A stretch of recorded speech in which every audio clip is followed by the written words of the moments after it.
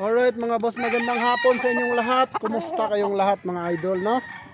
At ngayon mga idol, for this video ay ito, requested na naman ito. So ito po ay mga tag 3 years old, no? So mga magugulang po ito. So kita nyo naman yung tainga niya puti. So gaya nga ng sinabi ko, ang record ko lang nito tabla lang, no? Tabla, puro panalo, halos puro panalo lahat. Wala pa akong talo dito sa Raptor ko na puti ang tainga, kaya binansagan ko siyang Immortal Raptor. Ito ay 2 piraso lang mga idol, no?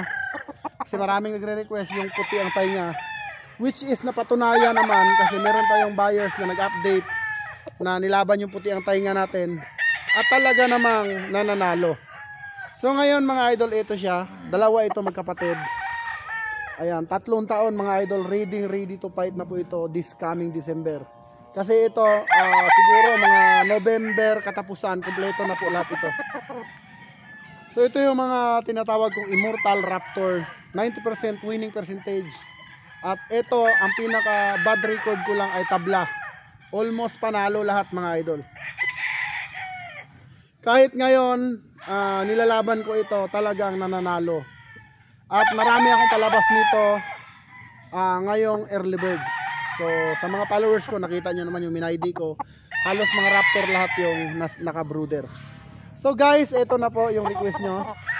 Taglay niya, no? Taglay niya yung talino, cutting, at yung angat. Mapapansin mo naman guys, dun sa paa pa lang niya, tingnan nyo yung paa niya, sobrang nipis. Ayan. Ayan po siya mga idol. So, kita nyo naman yung gupit. Di ba? Hindi natin pinlin cut.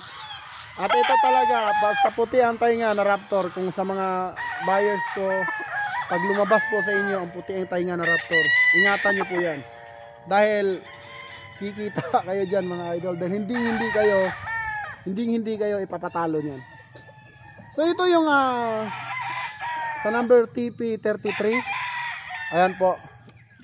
Okay, so alam niyo naman mga idol, no, kak season na this coming December at lahat po ay naghahanda na, ikaw na lang ang hindi pa.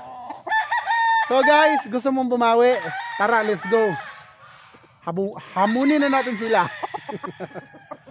Lagi ka bang natatalo? Nagtitipid ka kasi mahirap kasi tayo ang lakas mo pumusta pero ang tipid mo sa manok. Napakalakas mo pumusta pero sobrang tipid mo bumili ng manok na magaganda. Dito, subukan mo sa GTP. Sinasabi ko sa ibabawi kita. Guys, nasubukan na po ito nung buyers ko talaga. Dito naman sa Calamba. Sabi niya, boss, gusto kong bumawi. Meron ka bang maire-recommend sa akin? Sabi ko, kung meron ka talagang pambili, talagang ibibigay ko sa iyo yung kinondisyon ko. Pero ito mga idol ay ang kinakain na po nito ay conditioning feeds, no? So binigyan ko siya ng Raptor na gold at itong puti ang tainga. Champion mga idol. Kita nyo? Kung gusto mong bumawi, kunin mo na to. So ito ay mga mid to high station lang ang aking mga puti ang tainga. Hindi po ito mga malalaking manok dahil taglay nga po nito yung bilis, cutting, angat at siyempre yung instinct, yung talino. Paunahan na lang mga idol ha. So sa mga buyers ko naman, yung mga paulit-ulit na buyers, dagdagan nyo na lang ng pampatoka kung December nyo pa kukunin, okay? Para naman medyo hindi naman lugi si JTP, diba? Kasi mahal ang patoka, diba mga idol? At syempre, kung gusto mong kondisyonin ko to, no problem mga idol. Okay, so ipakita natin yung isa pa. So mga idol, tara, let's go. Bawi tayo, lagi kang talo, tara, bawian natin. Hayaan mong ipasubo ko sa iyo ang nag-iisang Immortal Raptor ng GTP. Kaya no? Kaya mo yung gupit. Kasi mga idol, pag hindi naman ito nabenta, ako po ang maglalaban nito. Ayan. Kaya ito po ay sakto lang talaga yung price.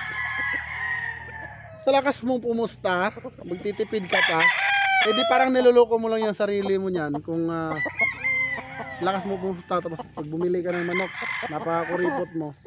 So talaga hindi ka makakabawi. Pero pag ito sinubukan mo, Tignan natin. Banggain mo lahat ng pwede mong banggain. Bumawi ka, idol. Ito gamitin mo, Immortal Raptor ng JTP. 3 years old. So ang labanan natin ngayon ay December pa, 'di ba? So tingnan mo ito yung paa mga idol. Kung gaano ka nipis yan. Tsaka itim talaga. Itim yung tahid tapos bandirado pa 'to. Ayan. So good luck sa makakakuha nito. And alam ko regular buyer ko na naman ang dadali nito. So yun lang mga idol, maraming salamat and God bless you all. Mabuhay ang bayang Sabongeros.